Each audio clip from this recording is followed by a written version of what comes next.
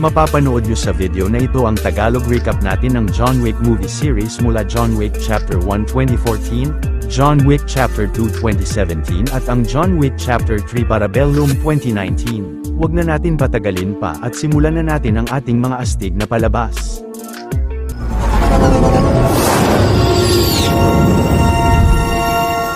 Ang lalaking si John Wick ay pagkagising sa umaga ay inalala ang mga masasayang memorya niya kasama ang kanyang asawa na si Helen, subalit biglang nahimatay si Helen at nang dinala ni John ang asawa sa ospital ay hindi nagtagal ay binawian na ng buhay ang babae dahil sa matinding cancer niya.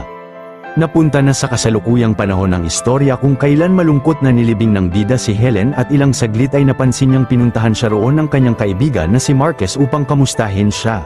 Maya-maya pagbalik ni John sa bahay niya ay nakatanggap siya ng package at ito ay isang beagle na may kasamang liham mula kay Helen.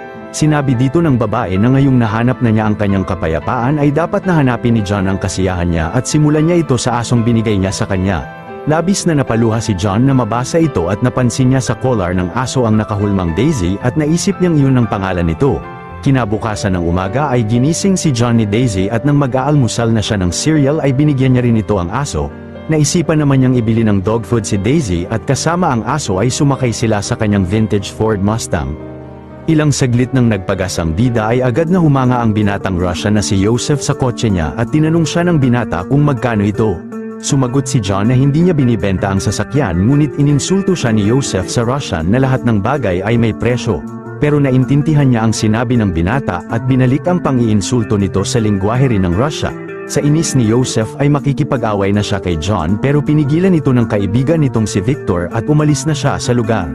Maya-maya ay pumunta ang bida sa isang abandonadong construction site at nagmaneho roon ng sobrang bilis upang malabas ang galit niya.